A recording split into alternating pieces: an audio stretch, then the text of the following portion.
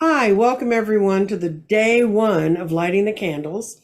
And we have, as you can see, Dorothy Morgan, our astrologer friend. She's been here for the first day of every one of the 9 candles I've ever put up. And we're going to, as you know, hi, Dorothy, say hi. And then Hello, everybody. okay. And then I'm going to read a meditation and I'm going to light a candle. I'm going to switch you over so you can see the candles. I'm going to do a little explanation of them before we go. Okay. So all right, we're going to light this candle, which is the first candle. This is a root chakra. This is us being in the ground. This is our most enlightened, anchored self that we're lighting for Dorothy with Dorothy today. And also, I always put crystals in the middle. And today, I put in citrine for 2 reasons. Citrine is for manifestation, imagination, and personal will. It's also for a lot of joy. It's also a stone that's aligned with Leo, a lot of Leo energy, and we're in a lot of Leo energy right now. I've also put the tiger's eye in here, which is for confidence and courage, because each of us, as we're going through this enormous time where we're learning how to ride these waves of energy that are coming in from the universe, we need to keep our courage up and not get blown away by it. And then I have a natural octahedron. This is a fluorite, and we're fluorite. Right. We're going to talk about the 4 directions. So if you look on the sides, it's got 4 points, and then there's 2 points, as above, so below. And that's what I love about fluorites. Is it's almost, I don't think there's a prayer in any faith that doesn't have a to the left, to the right, to the front, to the back, above and below. Protect me. And that's what that's there for. So we're going to read the meditation, light the candle, and then Dorothy's going to tell us a lot we need to know about dealing in this season.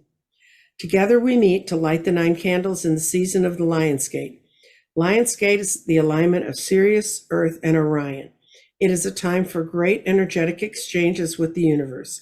The portal date gives a boost to people's aspirations. It allows us to manifest new ideas, enhances our spiritual energy as an individual and as a collective.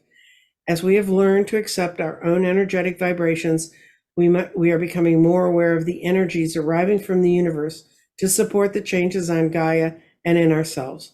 We acknowledge that there are many, with these many colored candles, they symbolize the expansion of energy throughout our life and the balance we will find.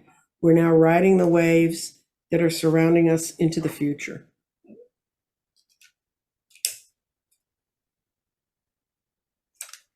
Okay, that's candle 1, yay. Terrific, yay. And let it begin, right?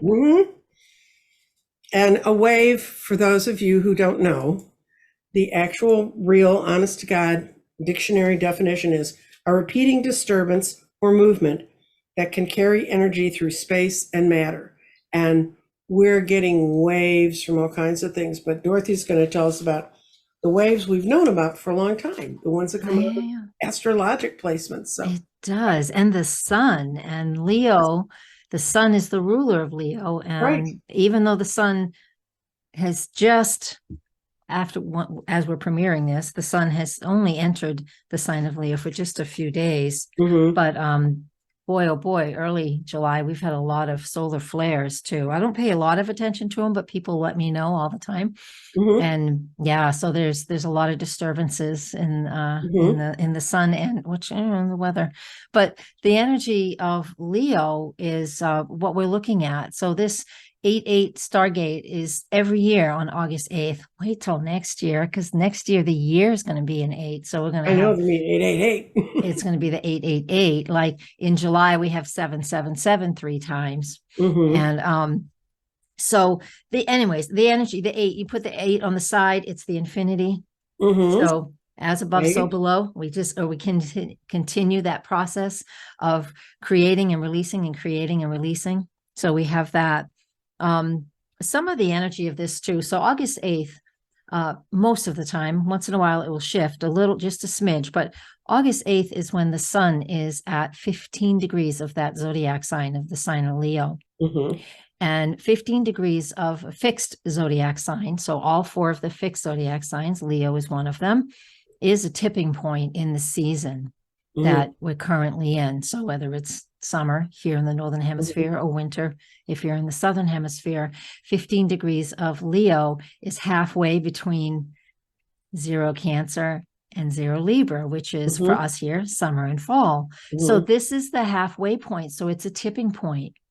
So that just represents, I mean, the 8-8 is, the energy of manifesting and moving forward, right? And you'll tell me Mhm. more about what you know about it. But when we get to this point, we are at that tipping point, where we're looking at what our heart's desire is.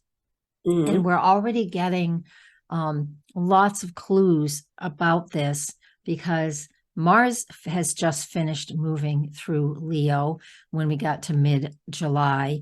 And now Mhm. Venus has been in the sign of Leo. Let me get my dates, they're right in front of me. Venus has been in Leo since June 5th. And Mhm. on June 23rd, Venus was at 15 degrees of Leo. So you Mhm. can look to this is why I love astrology, cycles and patterns. Mhm. Look back and we can see what was manifesting, what was happening. Don't be Mhm. frightened. It's not exactly everything, but it reminds us, it lets us know what was going on. So look back to June 23rd, see if there was something significant that was in your life Mhm. or came up for you around Leo qualities. What am I passionate about? What do Mhm. I love? What's this shift in the value? Where do I feel like driven to accomplish something? Those are all Leo keywords.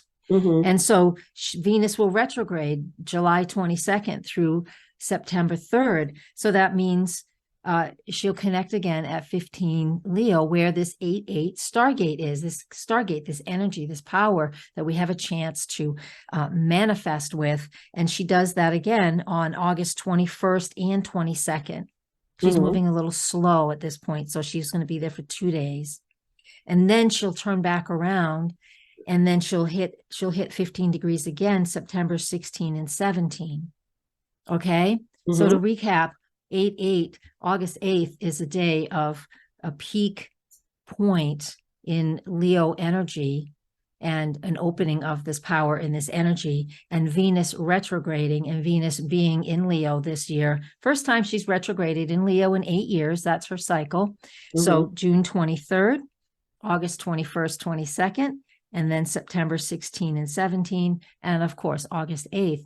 All of these are a pivotal point in where we are needing to make adjustments for things to shift.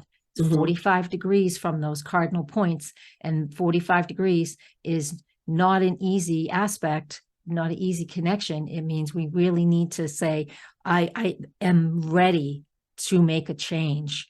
Mhm. Something gets to be really big. And there's a ton more about the Leo, Venus and Leo on my website. I have a blog, it's a couple Mhm. thousand words long, and I have a video on my YouTube channel that's all about that too. So you can go and get more insight in Venus and Leo, but it also reflects to the this Stargate date.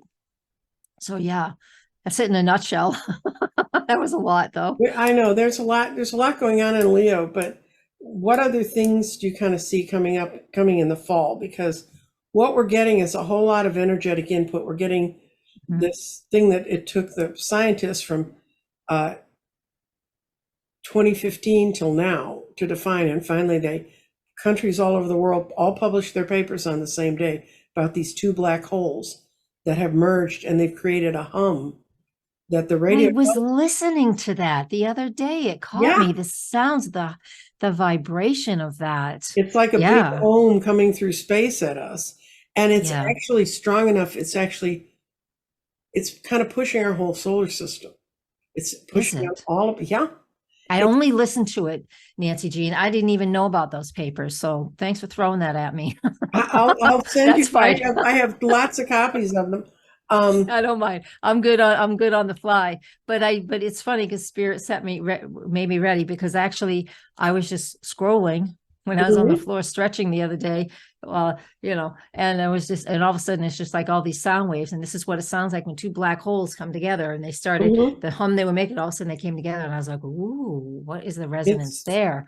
That's and it's beautiful." rent, and it took them from 2015 to now, they actually had to develop new instruments because it's To so, measure it. they call it a low hum.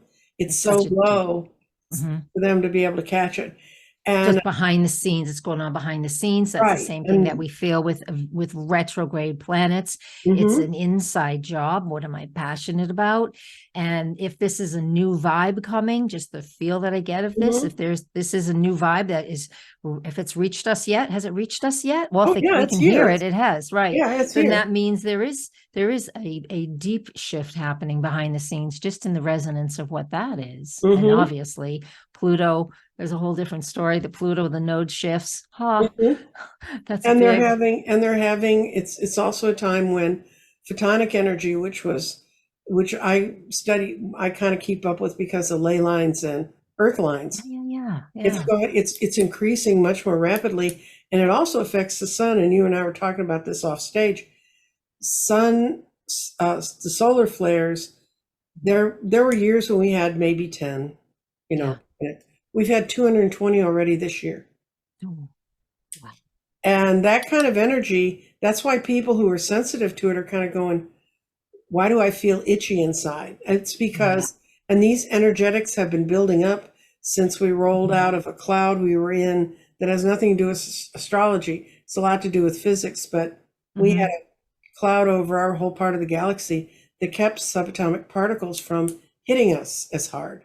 They used Oh, to be I can see pretty hard that. for Yeah, them I to can hurt. visualize that. Yep. So all of a sudden, we have all these subatomic particles, and they don't stop. Mm. They go through the Earth, but they go through Yeah. the core of the Earth. They also go through the core of the sun. And when they've looked back at when they know there were solar Mhm. flares, it's Yeah. been times when this sort of energy was out there. So just like the sun's getting twitchy, so are we. Mhm. So if you Wow. understand, if you're an energetic person, if you're a person tied to the energies, Mhm. you need to understand this is a universal pattern, and this energy is coming to help us rescue Gaia because certainly our tiny little minds can't seem to figure it out. Mm-mm. And I think something that we can do, one of the main themes of Leo as well is, besides, creating what we're passionate about, Mhm, and being incredible, it's a very, very heart centered. Um, but it's being creative. And I want mhm, people to, because those are big things that you just mentioned, I mean, mhm, I can't, what do I do with all this photon energy coming through me? Because it does. mhm, But what astrologically, what we're asking, what that vibe is asking us to do, is to be creative, and mhm, to, because it makes a difference. Some people might think it's just superficial, but it's not. mhm, To get into the heart center, your heart center, and just to do something that is creative to you, whether it's picking up a pen or a pencil or a paintbrush to write or to create, or just to, I love photographing. They are simple things, but mhm, it's heart centered, and it's opening that heart and that love and that gratitude. And that is what the Venus in Leo is all about. Again, she's spending almost 4 months in that sign, where it's usually 3 weeks in a sign. So mhm, this is important, that we pay attention to where we're inspired to be creative. Just one step, go weed your garden to make it look prettier, or keep the mhm. weeds, because they're really good things too.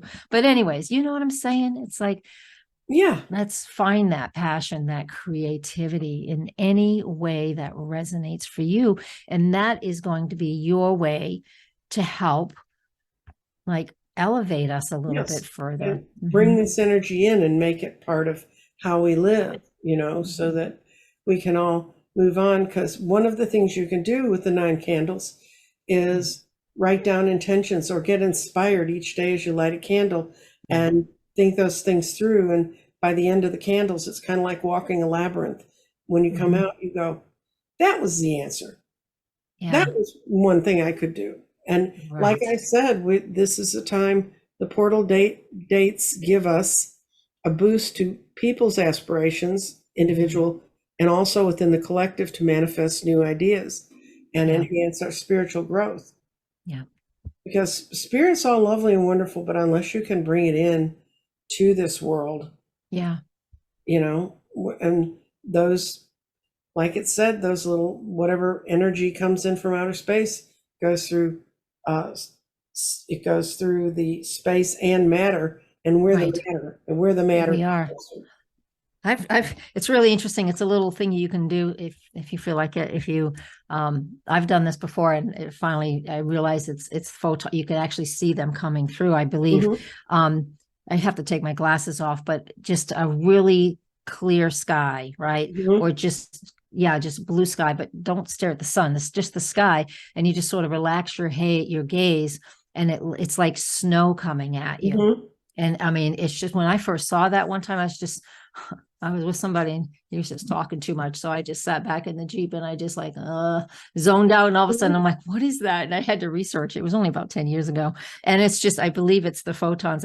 And just to see it, it's just like, it's another dimension that you can just sort of relax your gaze and you can see it. It's just amazing. So I don't know. The reason I bring that up, I think it's just because it's just, I'm such a logical, practical person, but to see the spiritual things or the, the energetic things, I don't know. I always want some proof. I know.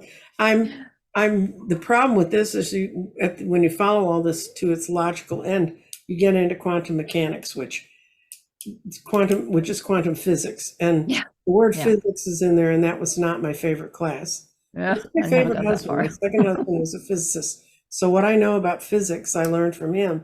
And he always believed they would find out how the energy that we work with, how it came about, because he said, it's like lightning. They said God's brought it and you couldn't recreate it. And it just hit the ground and it was this mythical thing.